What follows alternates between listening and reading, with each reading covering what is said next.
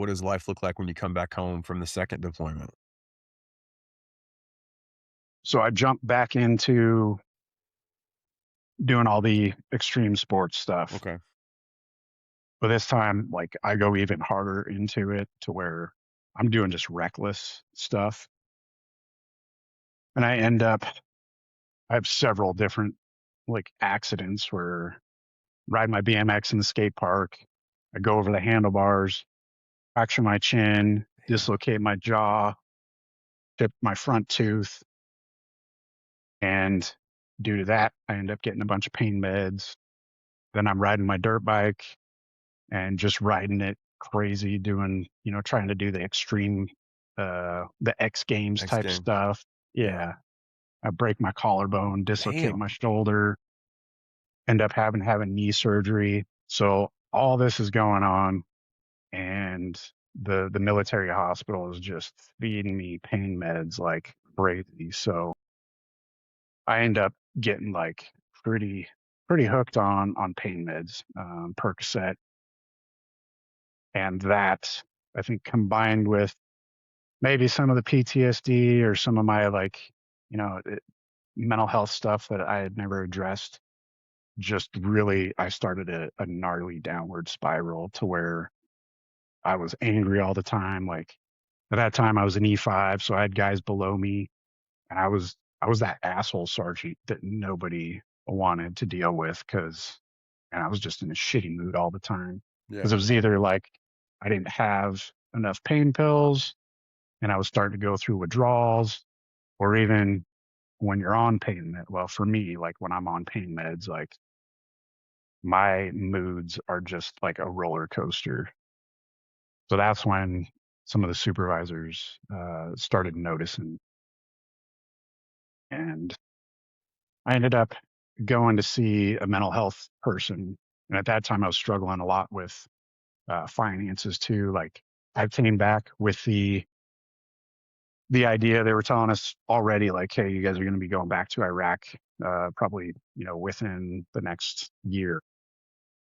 So I'm like, fuck it, man. I'm going to blow all this money that I Yeah. just saved up on all these cool toys and all this stuff, which put me in a real bad place financially.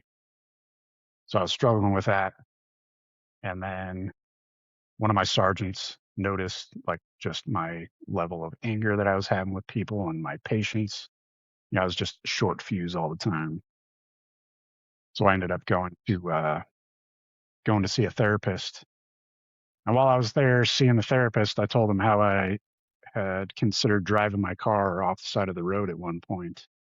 And I was like, as soon as I said that, all right, we're locking you up. You're going to the loony bin, Damn. taking your shoelaces and belt and all that stuff away, which it was good for me because it gave me some time to clean up off the pain meds. And so, Were you drinking again when you had the pain pills, or just you stayed off it? Okay. yeah. So I want to say it was August. Yeah, it was August of 2004 that or yeah, August 2004, I stopped drinking. And that my second deployment was in 2005 to 2006. So I was weird. Like in my mind, I was telling myself, like, I'm not drinking. I'm good. Like, Mhm.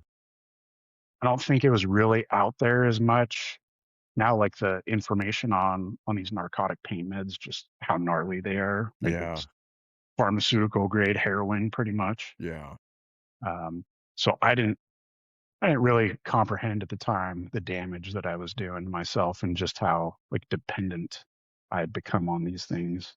Well, they were so new at that time too. I don't think anybody knew that, you Yeah. know?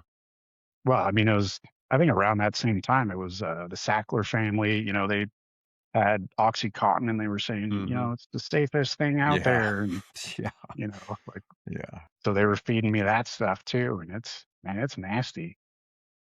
So when you went through that detox period, did you were you pretty open-minded because they did kinda contain you? Were you open-minded at that point to therapy? Because I know you had kind of experienced it before.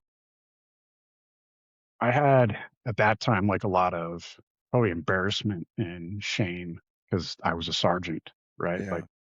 I had so much pride in my job and the fact that I was like an E5 and I was the guy that was always shining my boots, pressing my uniform.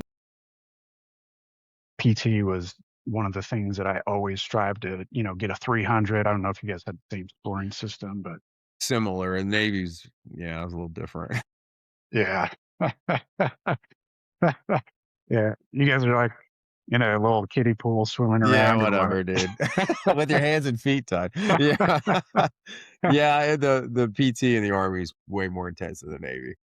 The regular Navy, I'll say that, but, Yeah. yeah. But I mean, like I took a lot of pride in it. So when I went to this facility, man, like it wasn't bad when I was there, but when I got out, it was like my roommate, who's an E6, comes and picks me up and, going back to my unit and everybody knows that, Sergeant Smith has gone to a mental health facility, or at least I thought that they all knew. Yeah, And yeah. in our head, we're like, man, all these fuckers are judging me. So Mhm.